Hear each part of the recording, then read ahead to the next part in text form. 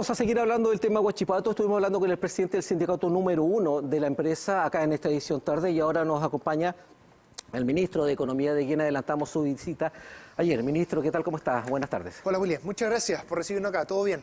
¿En qué situación se encuentra hoy Huachipato de acuerdo a la información que tiene directamente de la gerencia? ¿Es una situación crítica, compleja? ¿Cómo la podría denominar? A ver, lo primero es, comentar, me imagino que lo han señalado ya, que tuvimos una visita hoy día a la empresa junto con la delegada. Nos juntamos allí con los sindicatos, tanto los dos sindicatos de trabajadores como también el sindicato de profesionales. Nosotros tenemos hace mucho tiempo un trabajo y una conversación con Huachipato en particular y con CAP en general, que está centrada en este proyecto que tienen ellos por transitar hacia un acero verde, una producción de acero verde que yo creo que es clave para el país y permite proyectar esta industria en el largo plazo.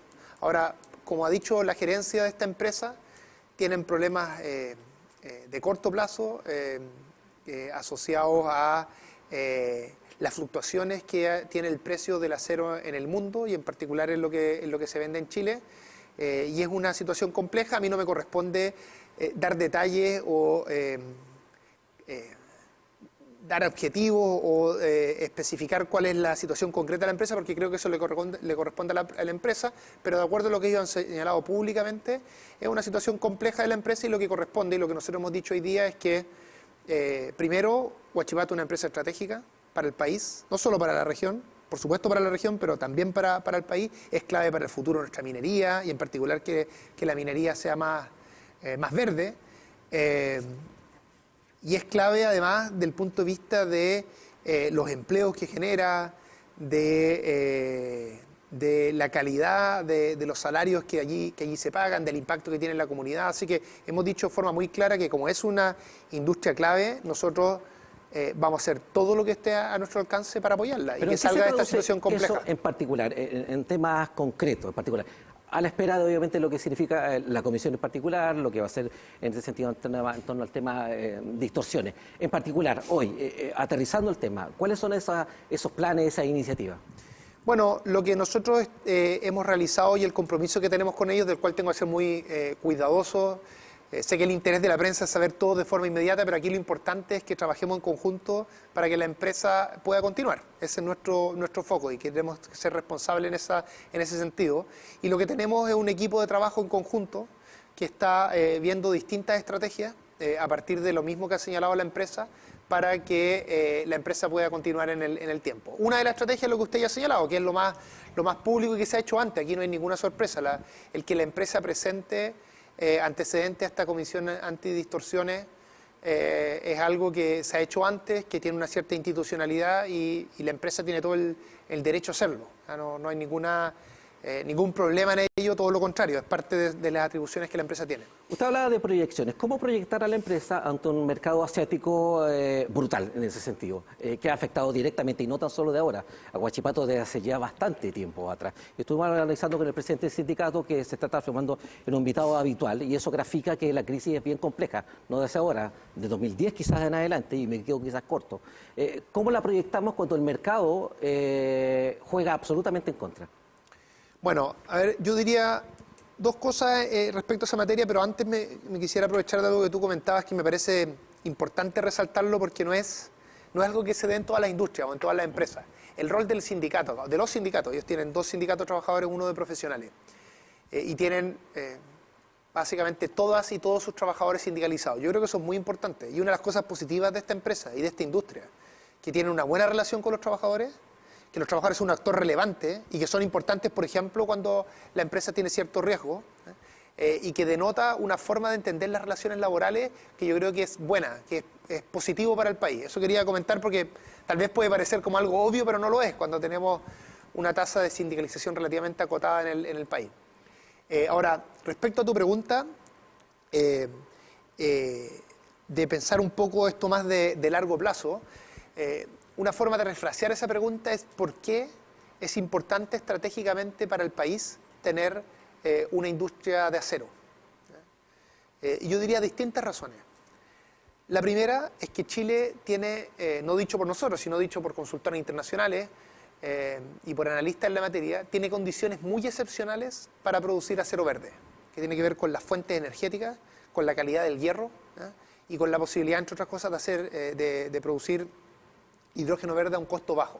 O sea, dicho en términos simples, nosotros si hacemos bien las cosas podemos terminar produciendo el acero verde más barato. Ahí está la proyección de la empresa. Es una proyección fundamental porque todo el mundo que ocupa el acero, la construcción, la minería, la industria automotriz, todas esas industrias requieren, más pronto que tarde, pasar a ser carbono neutrales. Y eso requiere que toda la huella de carbono que está asociada a ese proceso productivo cumpla esa condición.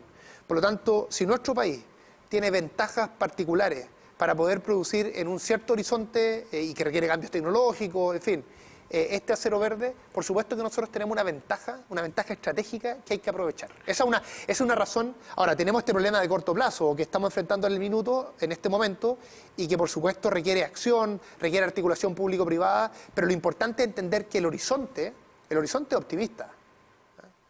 Tenemos que hacer las cosas bien para llegar a ese horizonte, pero el horizonte es optimista. Y después hay otro tema, y es que esta es una industria estratégica porque los países, y esa es una convicción de nuestro gobierno, requieren tener industria, requieren producir cosas complejas, requieren tener sofisticación, requieren tener empleos de calidad, que paguen buenos salarios, que tengan una alta cualificación técnica.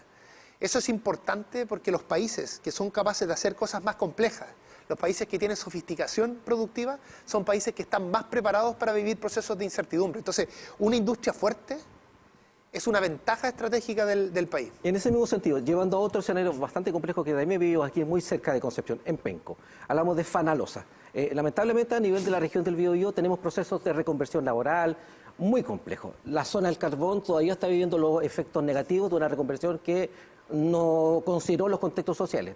Tenemos un escenario bien complejo en Penco, con Fanalosa. ¿Cuál es la perspectiva, por ejemplo, para estas comunas en particular? ¿Cómo trabajar en el entendido de lo que usted ha señalado de una u otra forma? Importante ir focalizando, los contextos son absolutamente distintos. Sí. Tenemos un alza del dólar, quiere decir del alza de las bencinas. Estamos saliendo de una inflación con números un poquito más azules, pero igual complejo.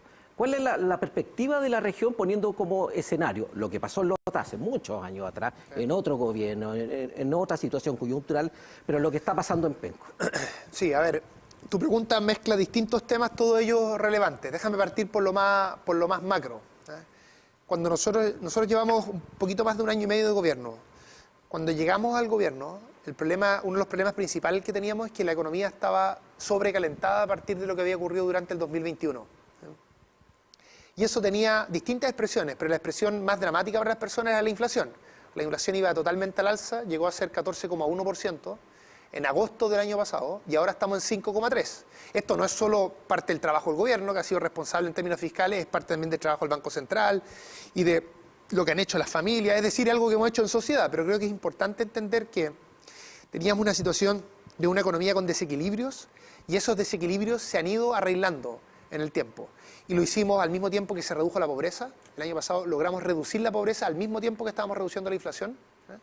Y lo hicimos además en un contexto en el que hemos logrado defender el grueso del empleo.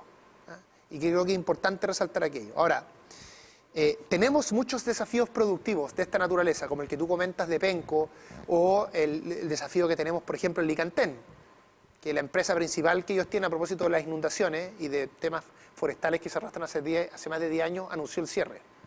Entonces, allí lo que tenemos que hacer es un trabajo donde tiene un rol el gobierno regional, donde tiene un rol el Ministerio de Economía, donde tiene un rol el sector privado, de ir encontrando, primero haciendo un esfuerzo por mantener las industrias que existen y a su vez ir logrando el desarrollo de nuevas industrias. ¿Y cómo desarrollamos industrias en zonas carenciadas por sistemas frontales, por incendios forestales? 78% del total de hectáreas de Santa Juana se vieron de una u otra forma afectados por los incendios forestales. Sumemos a eso los sistemas frontales. En Chillán, en la región de Ñuble, en las cercanías del río Perquelauquén, afectados. Alto Biobío tiene zonas, y lo dijo el propio presidente Boric, que han venido en 2 oportunidades ya a la zona, tiene problemas estructurales en otra área, lo entiendo absolutamente, en conexiones rurales.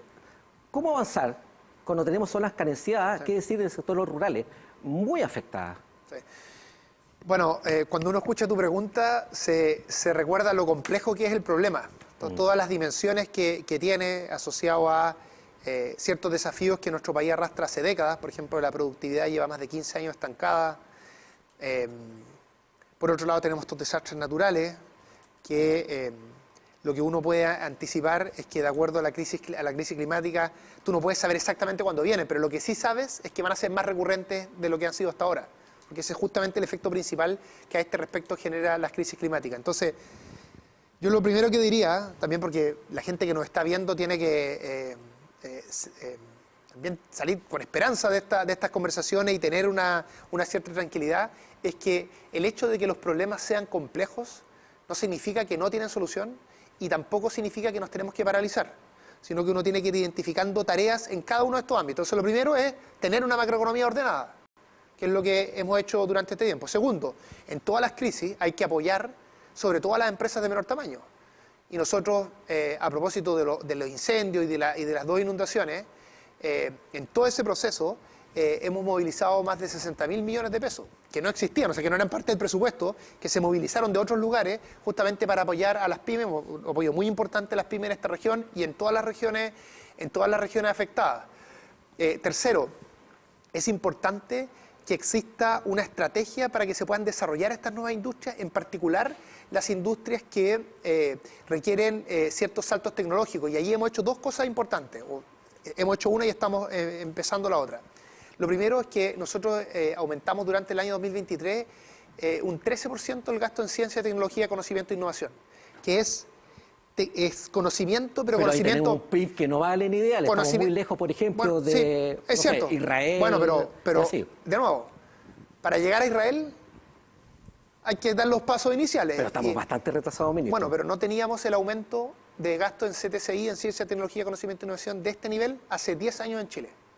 Y lo hacemos en un momento de dificultad, en un momento digamos, de estrechez presupuestaria. Y aún así mostramos un compromiso de largo plazo. Estamos trabajando en un proyecto de ley que permita generar una agencia de financiamiento que dé financiamiento y tenga instrumentos financieros para apoyar a que las empresas de todos los tamaños puedan hacer esta transición productiva. Es decir, estamos abordando las emergencias, estamos abordando los desafíos estructurales, estamos además preocupándonos de que exista una macroeconomía que funcione bien. Por supuesto, es cosa de escuchar tu pregunta y sus distintas aristas para darse cuenta que el problema es complejo. Pero también quiero transmitir que Chile, y esto lo dice siempre el presidente Boric, es un país lleno de posibilidades. Todos los países del mundo están viviendo un escenario económico complejo, más allá de las fluctuaciones. Todos los países del mundo tienen que transitar hacia una economía verde. Todos los países del mundo están enfrentando más desastres naturales a propósito de la crisis climática. Pero Chile no solo está bien preparado, sino que Chile es un país que produce cobre, produce litio, tenemos condiciones excepcionales para producir hidrógeno verde. Todos ellos son productos esenciales para esta transición hacia una economía verde que sea carbono neutral. En otras palabras, nosotros no somos un país que tiene que elegir entre el medio ambiente y el desarrollo económico, sino que somos un país que la lucha contra la crisis climática puede ser el motor principal de nuestro desarrollo económico. Entonces, sé que después de inundaciones, después de incendios, después de la pandemia, después de años de una macro compleja, en particular a través de la inflación, las personas que pueden estar viendo esto sientan que es algo tan lejano. Pero es importante entender que estamos haciendo todas estas cosas en el corto plazo, estamos actuando de acuerdo a la urgencia y al mismo tiempo tenemos un horizonte de optimismo. No solo en Huachipato, por el acero verde, sino también en general en el país. Y eso es importante verlo porque tenemos que creernos el cuento también